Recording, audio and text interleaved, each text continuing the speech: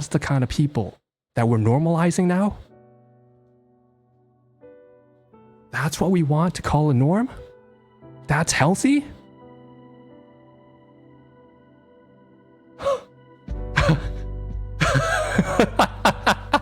You're kidding, right?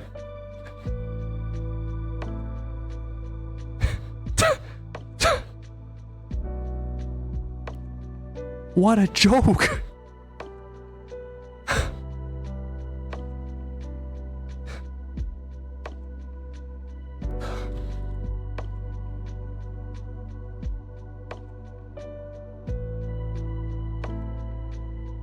It's everywhere now.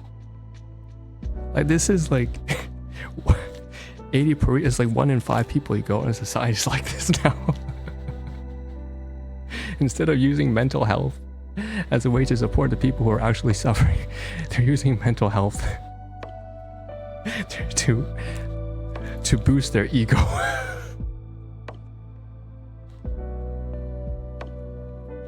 You know how all the tools, we have so many warnings throughout human history. We say every time there's a tool or something that can be done for the benefit of society, there will always be people, a substantial portion, at least 20%, who will come, 1 in 5 of the population. If there's 1 billion people, then 200 million people will use that tool for nefarious reasons.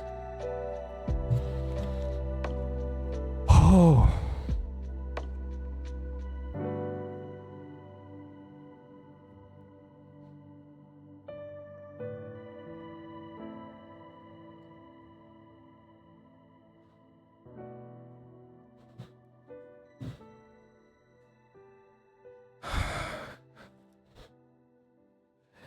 Mental health is not supposed to be a source for your validation and narcissistic supply. It's not supposed to be your ego boost.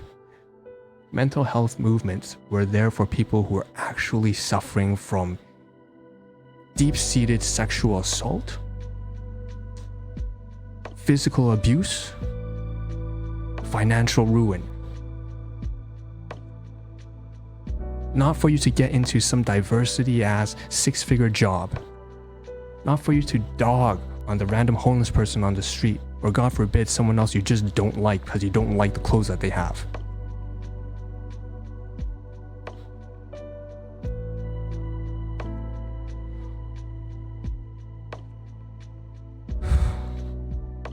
I'm shaking right now. Yo, that's the problem I just told you, right? It's become too personal. Like the fire in my voice, that's why I can, like I said, I'm just openly, like it's no longer, I can no longer, like, I'm trying to get back to the point where I can be viewed, I can speak on these matters from a third person perspective, but it's so challenging. I'm trying to be depersonalized and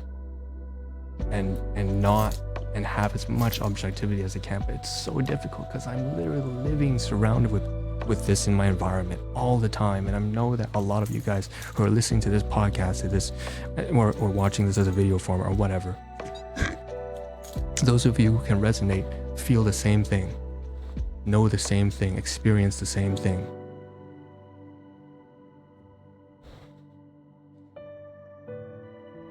That's just sad. That's such a joke, right? It's absurd. Existentialism, then nihilism, then absurdity. This is absurdism. And then, of course, there's a point where I was beyond that, I can transcend it all that. We become detached enough and it's like no longer a thing. But to be faced up with this 24/7, day in, day out, and to have that normalized, like to have deceitfulness be normalized, to have arrogance and vanity be normalized, to have like insecurity, say, how can you be so judgmental towards someone who's insecure? Like, what the fuck do you mean? I'm not judgmental. If you kept your insecurities to yourself, it wouldn't be an issue. But it's not a good thing if you're gonna if you're gonna step on other people to make yourself feel more secure, then obviously that's an issue. What do you mean? We're the ones who weird? Me and my wife were weird. I'm sorry, we're the odd ones out. Really? Like, from what planet were you born? You just came down from Neptune? Fuck it, like from Uranus. You belong in my anus. Fuck. It's a total shit fest. Some of these people, let me tell you, some of these people go out there at the time, like 3 years ago, they didn't have a the worst part, like I said, I told you about how I was like trying to tell them how priorities, and they at that time they didn't have much of a career. Some of these people didn't have jobs, and they were in a relationship. They were like single as fuck, had a train wreck history of like cheating and relationships where they were broken and access with cheating and all that kind of crap, and they hadn't even graduated yet. They didn't have a degree, they didn't even have a job yet. And I would try to steer in the right direction after they kept slandering me as like, guys, priorities, appearances comes last. That is the whole lookism thing, right? The bullshit like Asian lookism thing. Everybody's trying to look good, you know, glow up and all that crap. Meanwhile, there's not enough healthcare, medicine, finances, economics to sustain even your basic Maslow's tiers of social hierarchies. You can't even afford food, shelter, groceries, and safety and security because there's like warfare and stuff like that. And you're concerned about the way your nails look, but what kind of, you know, Gucci bags you got on. And then you tell them what's right, what to do. You do it without any judgment, and they still judge you. With their vanity and their narcissism and their arrogance and their insecurities. And now that they have all the wealth and the power and the priorities straight, they still go ahead and do that. They're even more spiteful than they were before. They're even more shady with their tactics, willing to go down the aisle when only you and them are alone, when no one can see what they're going to do to you, and then they start harassing you again. Because now they know they can't do that in public anymore because, well, I won on that front, right? Because like I was able to contribute to making the society more civil again by being vocal about it. But now they just they resorted from being grandiose, malignant to covert narcissism. They're gonna hide it behind a bag, hide it behind when no one's looking. They're gonna slide in that insult, slide in that little bit of, you know, using the wealth that they gain from listening to the advice of the person that they used to abuse. The irony, the double standards, the hypocrisy. Oh. And you just wanted them to do well. That's the worst part. Or not even do well. I just didn't want to get to know them. Just like, be cordial. Hey, like you pass them on the street. Hi, that's it. And then move on. Like that's it. And if they had such a negative reaction, then I just stopped interacting with them. But then they wouldn't leave you alone. What is this shit? That's normal? Do we want that to be a norm? That's what you call healthy?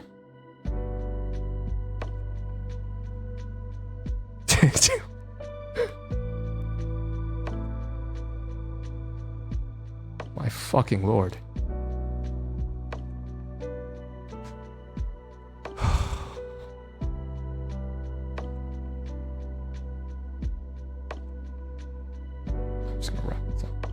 I don't have it.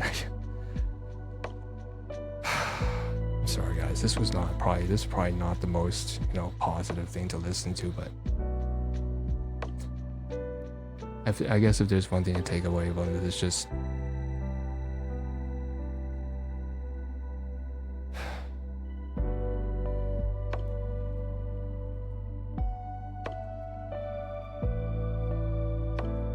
you know, I'll leave it on this then.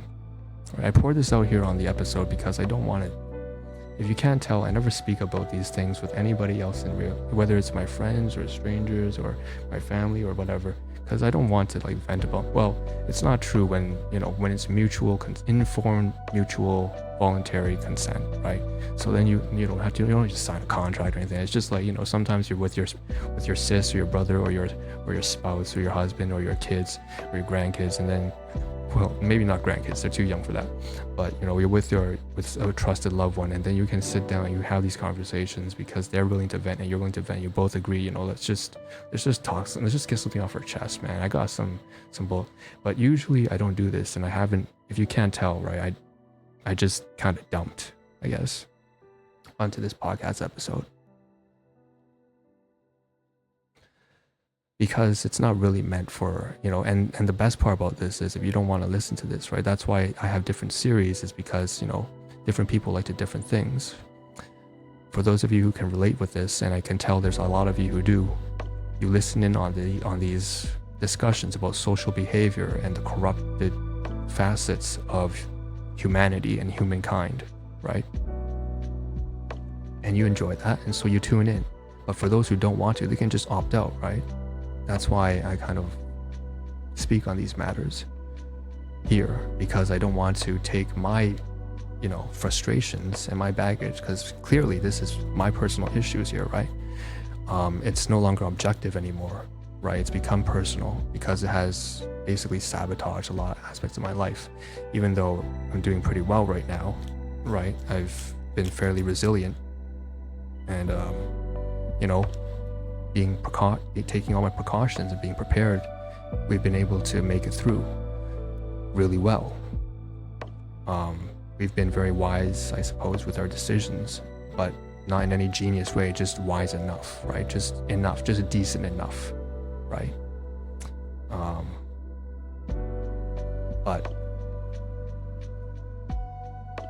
I wouldn't take this out on anyone, right? Unless it's like in a therapy setting, unless it's like with at a CAMH with, a psychotherapist, or with like my caseworkers or something like that, or like a good friend, like I said, right? Context, the situation, the factors, the context, the scenario, that all matters. The environment, that matters. The audience, that matters, obviously. The delivery, right? Informed voluntary consent, right? You don't just dump this on anyone. So again, same thing here when it comes to this project, right? You can always opt in, opt out. There's the back button right there, right? You can just leave if you don't want to listen to this. There's a lot of people who don't want to listen to this, right? Because there are a lot of people who either don't want to, can't relate, or some of them just don't want to, right? So that's why I do. That's why I do this. That's why I do what I do here, right? So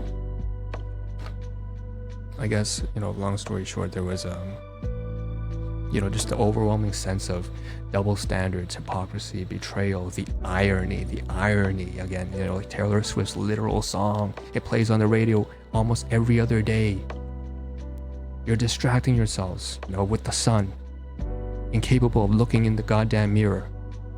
Sometimes the distraction isn't the sun, it's literally just, the distraction is just someone else. You can make them feel awful, and then that makes you feel better about yourself. That's disgusting. That's something about you that you should realize in the mirror. That's something that you do with your spouse and your partner. I've seen some of these have like their older brothers and sisters, and they were trying to bring their younger brothers and sisters into this. There's like this Asian Chinese older brother when I was working at my store, and he had like 2 little kids with him. I presume it was his little brother and little sister. And he tried to bring them in on this shit. I'm like, what the fuck is wrong with you? I never taught my brother to be like that. I had to be a role model, right? I had to like teach him how to be a proper civil, like functioning person in society, so that he doesn't grow up being a menace to society. And that's the right way to go. What are you doing as an older brother? Teaching them how to bully random strangers.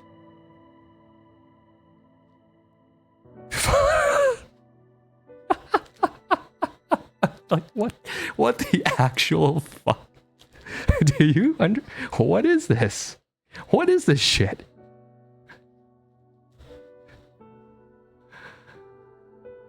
Oh my god. Tactless. No sense of shame. No sense of like the good side of humanity. Because I know, we could be, any single one of us could be a Adolf Hitler, could be another Mao Zedong, could be another Joseph Stalin, could be any one of us could be just as corrupt. But do we want to be that?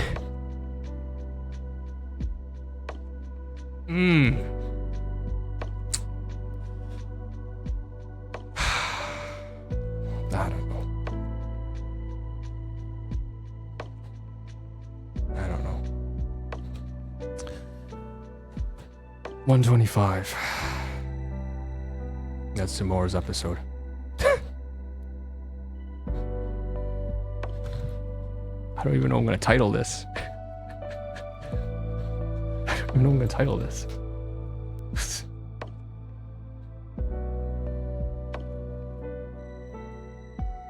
I would give like an upbeat remark or something like that, but I'm sorry guys. Take care of yourselves, right? See ya.